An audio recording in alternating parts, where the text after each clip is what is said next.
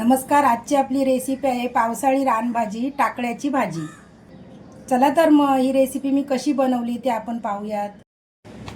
नमस्कार सर्वांना, कसे आहात तुम्ही सर्व? मस्त ना? नयन कलाकृतीमध्ये आपले सर्वांचे मनपूर्वक स्वागत आहे.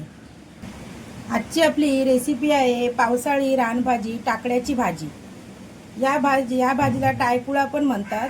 तुमच्याकडे या भाजीला काय म्हणतात ते मला नक्की कमेंट्स करून सांगा. आता तुम्हाला या भाजीचे मी थोडक्यात आरोग्यदायी फायदे सांगणार आहे. सर्वात आधी ही पावसाळी रानभाजी असल्यामुळे ही भाजी वर्षातून एकदाच मिळते. रानभाजी म्हणजे रानात उगवणारी, केमिकल नसलेली, निसर्गाची देण अशी ही टाकळ्याची भाजी आहे. ही भाजी गुणाने उष्ण असल्यामुळे सांधेदुखी, सर्दी, कफ यावर गुणकारी आहे. तसेच अपचन दूर करते. यामध्ये भरपूर प्रमाणात फायबर असल्यामुळे आपल्या पोटासाठी खूप चांगली आहे. ही बद्धकोष्ठता नष्ट करते. अजून पण या भाजीचे खूप फायदे आहेत. आपण या येणाऱ्या पिढीला सर्व हे माहिती पाहिजे.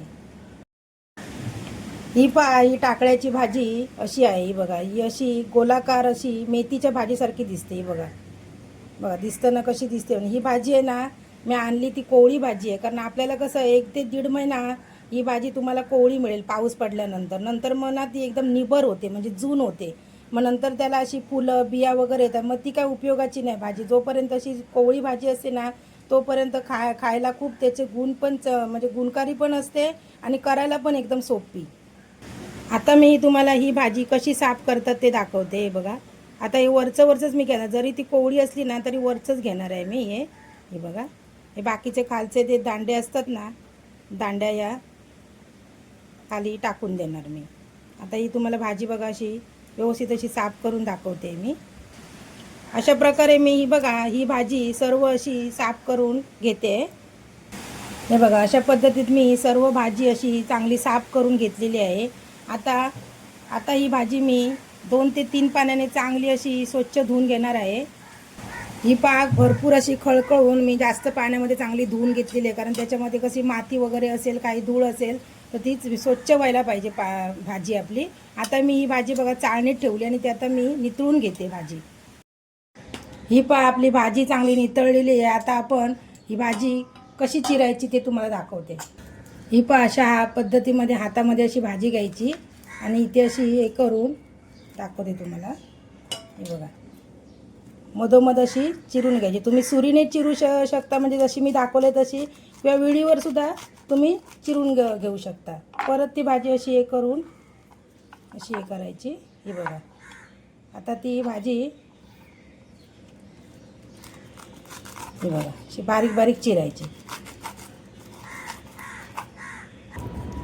अशा प्रकारे मी सर्व भाजी चिरून घेते. कोवळी असल्या कारणाने ना पटापट चिरली जाते. जर तुम्हाला भाजी समजा थोडी जून मिळाली ना भाजी, तर ती जर एकदम पानंच घ्यावी लागतील तुम्हाला. कारण त्याचे दांडे खूप असे ना जास्त असे निबर होतात. ही भाजी कोवळी असल्यामुळे बघा पटकन चिरली आणि दांडे बिंडे असे कुठे मला मिळाले नाही. बघा बारीक बारीक दांडे आहेत. बघा इथे या दांड्या बारीक आहेत, ते लगेच शिजणार. या अशीच बघा मी सर्व भाजी आता ही सर्व चिरून घेते. अशा प्रकारे आपली सर्व भाजी चिरून झालेली आहे. एकसारखी चिरली आहे बघा मी भाजी. टाकळ्याची भाजी करण्यासाठी लागणारं साहित्य इथे बघा, मध्यम आकाराचा कांदा चिरून घेतला आहे. खोबरं घेतलं आहे मी इथे अर्धी वाटी.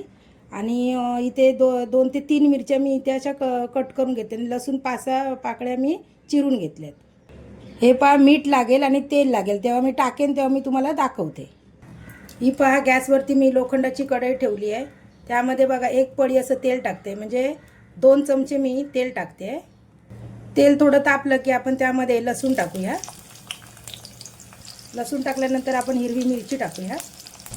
हिरव्या मिरचीच्या ऐवजी तुम्ही लाल मिरची टाकू शकता किंवा तुम्ही तिखट मसाला टाकू शकता. म्हणजे जसं तुम्हाला कम्फर्टेबल असेल तसं तुम्ही घेऊ शकता. ते मग तुम्हाला मी सांगितलं.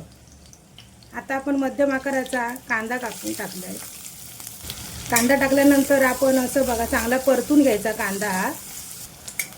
तेलात चांगला आपण कांदा, लसूण, मिरची व्यवस्थित अशी फ्राय करून घ्यायची आहे. आता आपण ही चिरलेली भाजी त्यात घालून घेऊया. भाजी घातल्यानंतर वरून खाली अशी चांगली अशी परतून घ्यायची आहे आपण. आता बघा ही भाजी माझी कोवळी मिळाली म्हणून ठीक आहे समजा, पण जास्त जून मिळाली ना भाजी थोडीशी बघा पानं मोठी मोठी असतात, मग ती भाजी असते ना ती तुम्हाला उकडून घ्यावी लागते. उकडून मग ती चांगली नितून पिळून अशी ती करावी लागते, नाही तर ती मग चोत्यासारखी लागते. ही भाजी कशी बघा मिळून येणार माझी, कारण ही कशी कोवळी आहे. मी तुम्हाला पहिलं सांगितलं कोवळी भाजीच खायची, कोवळी भाजी खायला टेस्टी वगैरे लागते. बघा लगेच कशी आळली बघा, नुसती परतली तर तुम्हाला दिसत पण असेल लगेच आळते ही भाजी. जर जून असली असती तर ती अशी एकदम याच्यासारखी दिसली असती चवचवीत अशी. आता आपण मीठ टाकून घेऊया. मीठ टाकते वेळी पालेभाज्यांमध्ये सर्व पालेभाज्यांमध्ये थोडंसं अगोदर मीठ टाकायचं आपण, किंवा शेवटी टाकायचं. मग आता त्याच्यावरती झाकण मारून मी 2 ते 3 मिनटासाठी वाफ म्हणायला देते. ही पहा आपली भाजी झालेली आहे, शिजलेली आहे भाजी. आता आपण त्या भाजीमध्ये बघा इथे बघा मी ओलं खोबरं ठेवलेलं ते घालून घ्यायचं आहे, किसलेलं खोबरं. म्हणजे ती भाजी अजून अप्रतिम अशी लागते, चविष्ट लागते ती भाजी अजून. ते सर्वात शेवटी टाकायचं आपण खोबरं. हे बघा खोबरं टाकून मग ती अशी चांगली अशी मिक्स करून घ्यायची आणि गॅस बंद करायचा.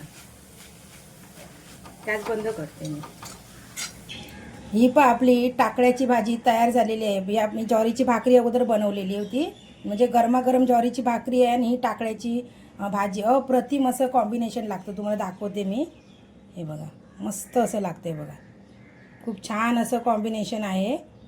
तुम्ही करून बघा अशा पद्धतीमध्ये. भाकरी करा आणि ही टाकळ्याची भाजी मस्तच लागते एकदम. हे बघा हे पहा, माझा जर टाकळ्याची भाजी हा व्हिडिओ तुम्हाला आवडलेला असेल तर तुम्ही लाईक करा. अजूनपर्यंत चॅनलला सबस्क्राईब केलं नसेल चॅनलला सबस्क्राईब करा. व्हिडिओ शेअर करा तुमच्या मित्रमंडळीसोबत, तुमच्या नातेवाईकांसोबत. संपूर्ण व्हिडिओ पाहिल्याबद्दल मनापासून धन्यवाद.